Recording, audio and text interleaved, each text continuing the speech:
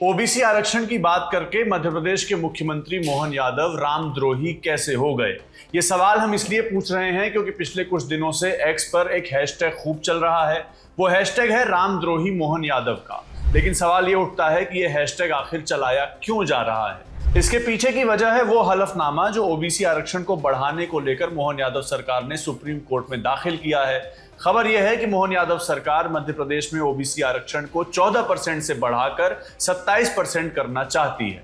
लेकिन सरकार के इस इरादे पर सुप्रीम कोर्ट की मोहर अभी लगना बाकी है, क्योंकि इस आरक्षण को लेकर मामला सुप्रीम कोर्ट में है, केस चल रहा है। लेकिन सरकार ने जो हलफनामा सुप्रीम कोर्ट में दायर किया है उसमें 1983 की एक रिपोर्ट का जिक्र है।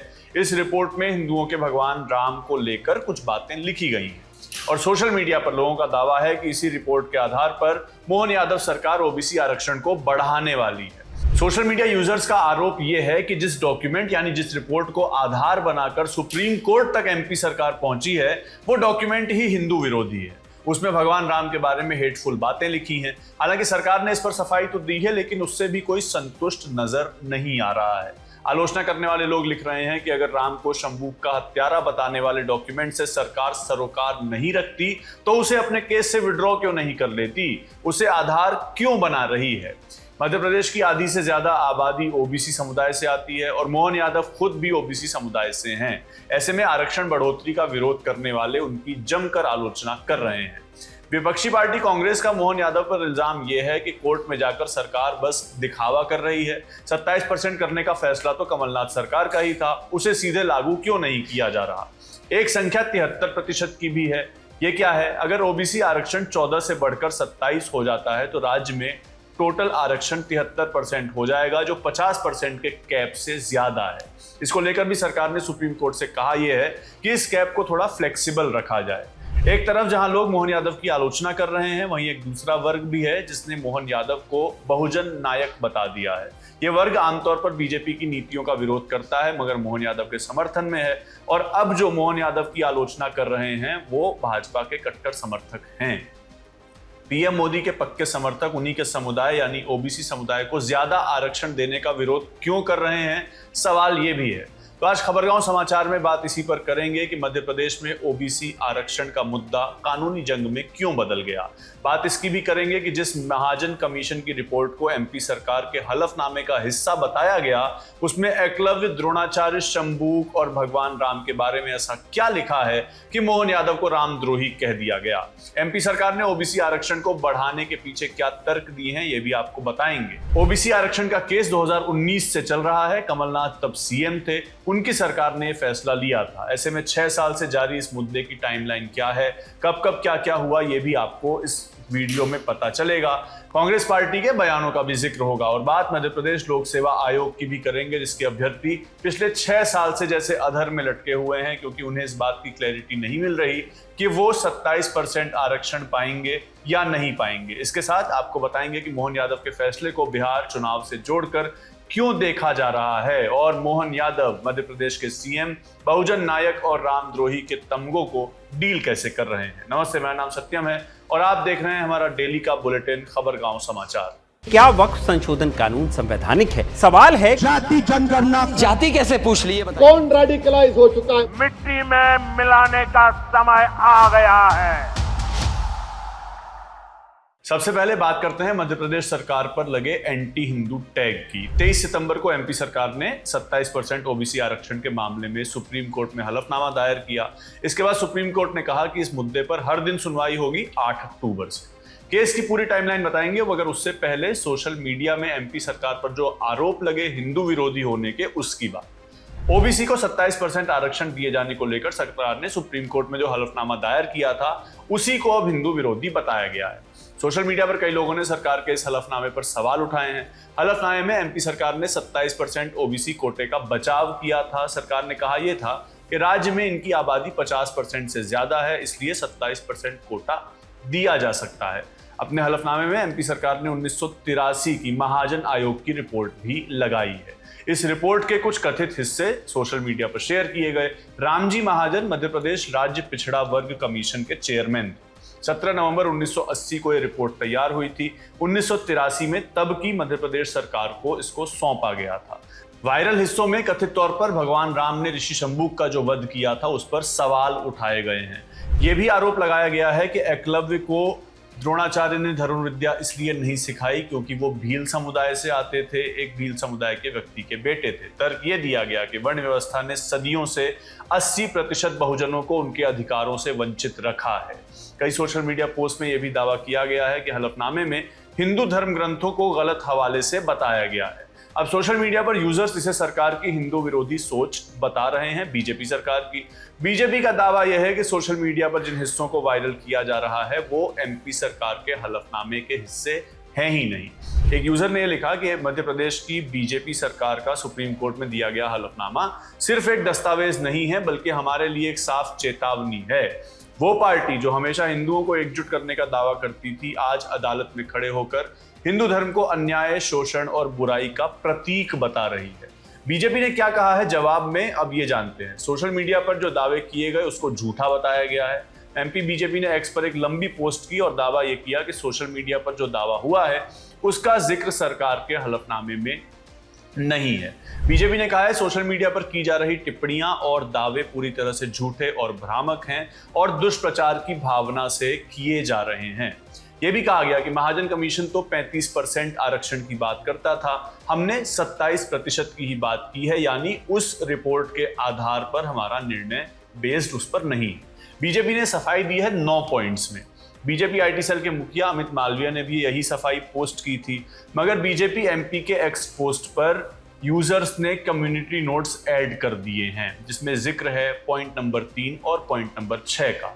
यूजर्स का कहना यह है कि सरकार ने फैक्ट चेक के नाम पर खुद ही को कंट्राडिक्ट कर लिया है क्योंकि सरकार ने पॉइंट नंबर 6 में यह मान लिया कि महाजन कमीशन की रिपोर्ट सुप्रीम कोर्ट में दायर की गई है इस मुद्दे में। अब सरकार पर सवाल ये उठ रहा है कि सरकार पाक साफ है तो महाजन कमीशन की रिपोर्ट को विड्रॉ क्यों नहीं कर लेती। 1992 में सुप्रीम कोर्ट के फैसले के बाद से आरक्षण पर 50% का कैप है, यानी जाति के आधार पर 50% से ज्यादा का आरक्षण नहीं दिया जा सकता। लेकिन अगर सरकार का यह फैसला एमपी में लागू होता है तो मध्य प्रदेश में टोटल आरक्षण 73% हो जाएगा। कैसे? अभी एसटी यानी शेड्यूल्ड ट्राइब को आरक्षण मिलता है 20%, शेड्यूल कास्ट को मिलता है 16%, ओबीसी को अगर मिलेगा तो 27% मिल जाएगा और ईडब्ल्यूएस को 10% होगा। अभी ओबीसी का 14% है, यानी अभी 60% है, तब 73% हो जाएगा टोटल आरक्षण इंक्लूडिंग ईडब्ल्यूएस। अब बात करते हैं ये पूरा मुद्दा शुरू कहां से हुआ है, केस की पूरी टाइमलाइन क्या है। 2019 में कांग्रेस की सरकार थी मध्य प्रदेश में, कमलनाथ सीएम थे, तब अध्यादेश के जरिए ओबीसी आरक्षण को बढ़ाकर 27% किया गया था। एनडीटीवी की रिपोर्ट के मुताबिक 2020 में हाईकोर्ट ने इसके अमल पर रोक लगाई, कहा कि 50% से सीमा है, उससे ज्यादा नहीं हो सकता। उस सिद्धांत को दोहराया गया। सितंबर 2021 में नई गाइडलाइंस आई, शिवराज सरकार ने महाधिवक्ता की राय पर 27% ओबीसी आरक्षण की अनुमति दे दी। अगले साल शिवम गौतम की याचिका पर हाईकोर्ट ने इस पर रोक लगाई।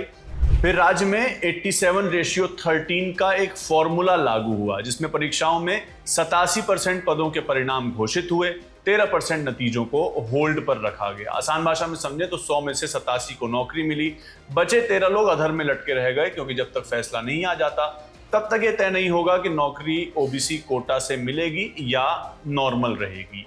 जनवरी 2025 में 87:13 फॉर्मूले पर जो चुनौतियां थी उसको खारिज किया गया। 13 फरवरी 2025 को ओबीसी आरक्षण के मुद्दे को लेकर सरकार सुप्रीम कोर्ट पहुंची और मामले में जल्द सुनवाई की मांग की। 22 मार्च 2025 को मध्य प्रदेश हाई कोर्ट को ओबीसी 27% आरक्षण से जुड़े किसी भी मामले की सुनवाई नहीं करने का आदेश सुप्रीम कोर्ट ने दिया। 22 अप्रैल 2025 को 52 पिटीशन थी, वो सुप्रीम कोर्ट में ट्रांसफर हुई। सुप्रीम कोर्ट ने सभी को एक्सेप्ट किया। अंतिम फैसले तक जो कि 8 अक्टूबर से जब सुनवाई शुरू होगी उसके बाद आएगा। फिलहाल राज्य में 87:13 की जो व्यवस्था है, इंटरिम व्यवस्था, वो जारी है। हर भर्ती में 87% पदों के परिणाम घोषित होते हैं, 13% रोके जाते हैं, जिसमें आधा ओबीसी और आधा अनारक्षित स्लॉट को माना जाता है। मुख्यमंत्री मोहन यादव ने अगस्त के अंत में सभी पार्टीज की एक मीटिंग भी बुलाई थी और सारी पार्टियों ने इस पर सहमति बनाई कि राज्य में 27% ओबीसी आरक्षण लागू होना चाहिए।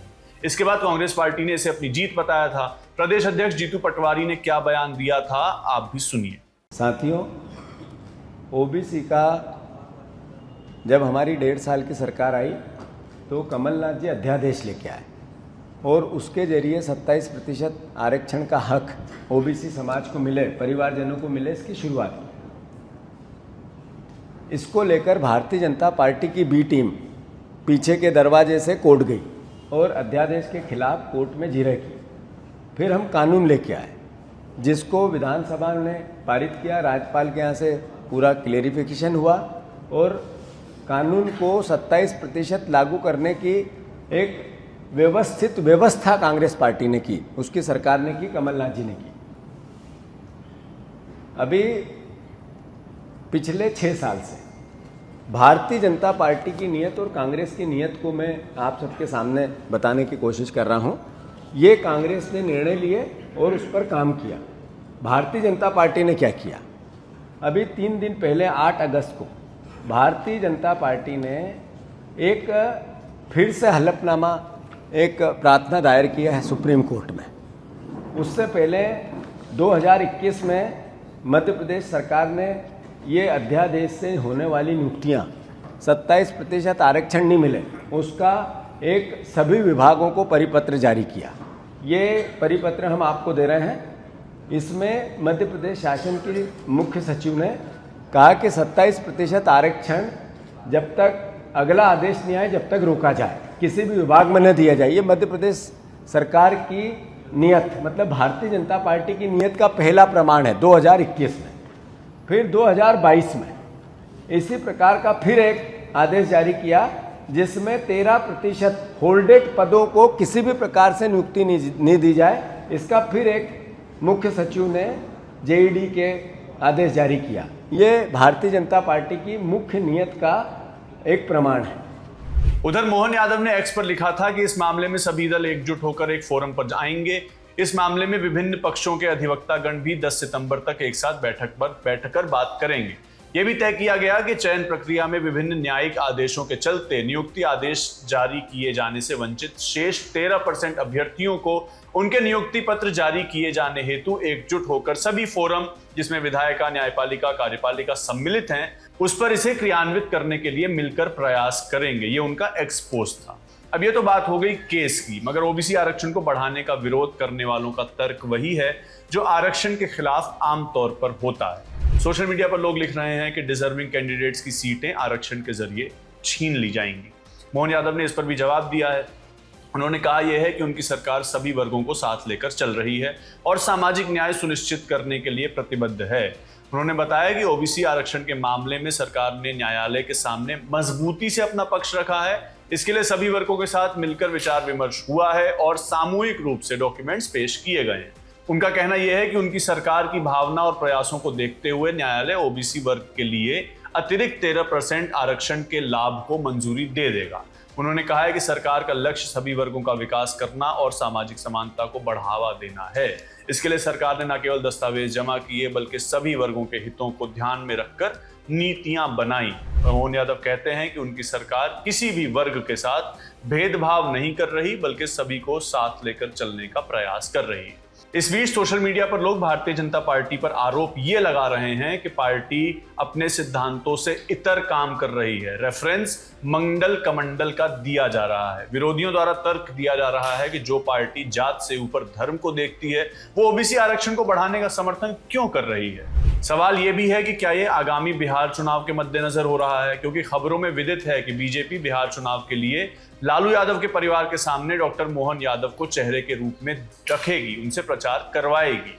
ऐसे में जब ओबीसी वर्ग का एक नेता बिहार जाएगा और जनता जानेगी कि किसी नेता ने अपने राज्य में ओबीसी आरक्षण 27% किया है, उसको करने जा रहा है, तो क्या बिहार चुनाव में बीजेपी को फायदा होगा? सवाल ये भी है। आरक्षण का फैसला 2003 में भी लिया गया था मगर 2014 में खारिज हो गया।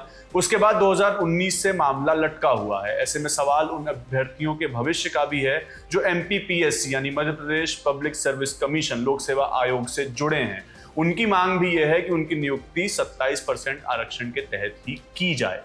तो ये कहानी थी 27% ओबीसी आरक्षण की, जिसकी वजह से मोहन यादव की सरकार पक्ष और विपक्ष दोनों तरफ से घिरी हुई है। अब देखना यह है कि सुप्रीम कोर्ट की सुनवाई में क्या कुछ होगा और ओबीसी आरक्षण 27% कब तक लागू हो सकेगा। आपकी इस मुद्दे पर क्या राय है? आपको क्या लगता है कि ओबीसी आरक्षण 14 से बढ़कर 27 मध्य प्रदेश में होना चाहिए? हमें कमेंट सेक्शन में जरूर बताइए। मेरा नाम सत्यम है। आज का एपिसोड आपके लिए रिकॉर्ड किया था आनंद ने। देखते रहिए खबरगांव। शुक्रिया।